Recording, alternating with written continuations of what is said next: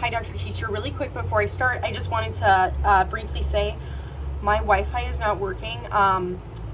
So I am not able to print out anything that I wanted to, and I really wanted my diagrams printed out. So I'm going to be showing it to you on the iPad. I know it is backwards. If I don't do it backwards, then you can't see the screen and it's just all a little crazy. So I'm going to send you these in separate documents so that you can really see like what are on these, but I'm still going to hold them up as I would in a real meeting. And also I don't have a board, but I would hope that in a meeting I would have a board where I could put all the sticky notes to actually create this diagram. Okay. Hi everyone, I first want to say thank you for being here today for this meeting regarding our student Susie. So now that we have created her IEP, I really wanted to start focusing in on the objectives so she can really reach those goals that we have created. And the one I wanted to first focus on and really get started on was Susie's lunchtime behavior, because now that she is at lunch every day, we all know that she has some issues with other students. She likes to pick fights. She likes to start fights. She will sometimes hit students as they are walking by. And she is also having a lot of trouble following directions, which she also needs to achieve at lunch. So I thought that we could get together, brainstorm some ideas for how to really start getting Susie to achieve this goal so that she is appropriate during lunchtime and not harming other students and following directions as well. So what I wanted to do was an affinity diagram. And so what an affinity diagram is basically an organized version of brainstorming. So I will show you this right here. This is an example. So what we're going to do is we're going to have our main purpose and our goal, which again is how can we best help Susie improve her lunchtime behavior. And then what we're going to do is we're going to use our post-it notes and our markers that I have given you. And we're going to have a timer, and we're going to write down as many ideas as possible about how we could help Susie achieve this goal.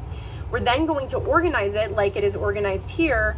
And we're going to create categories and really kind of just see what our main categories would be that would best help Susie. And we're going to put all of our post-it notes underneath. So this is what it will look like at the end. So I want to go over some steps that I created to help us achieve this. So I have like a how-to affinity diagram. So first what we want to do is we are going to choose our main topic or goal, which I have written on the board, is how can we best help Susie improve her lunchtime behavior. So that is our goal.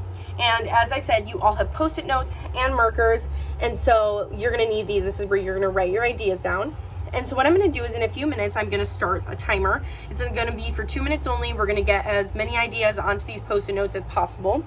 And then as soon as you hear the timer go off, you're going to stop writing. And then we're going to share these.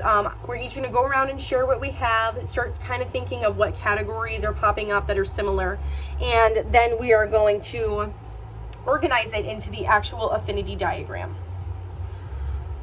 Okay, so what I'm going to do is I'm going to start the timer for 2 minutes, and we're all going to start writing down as many ideas as possible onto these post-it notes. So I just started the timer. So then I'll just act like for 2 minutes, we're all writing down the ideas.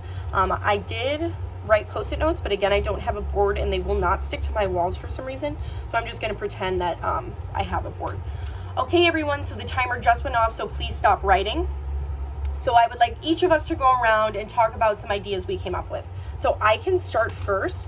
I first thought that creating specific directions, like a list of directions for Susie, would be really helpful. I also thought that having consequences for Susie would be helpful for when she is not doing what she is supposed to or when she is hitting other students. I also thought it would be good to model appropriate lunchtime behavior for Susie so that she is shown what she is supposed to be doing. And then I also thought she needs to learn how to manage her anger, because I think that there is some anger involved with her hitting other students, and managing that would be extremely helpful. Okay, so the next person can go. So then each person would share their post-it note ideas. Okay, so I think we all kind of started to see some themes here. So does anyone have any idea of what theme you saw?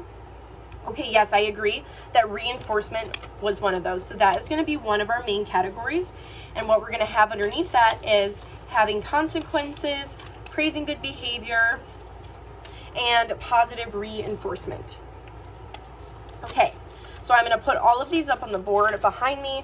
We have the category and we have our post-it notes beneath.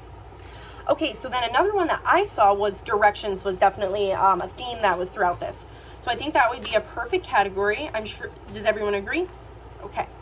So we have creating specific directions, and we have model following these directions. So that is another thing we are putting on our affinity diagram. The category is directions.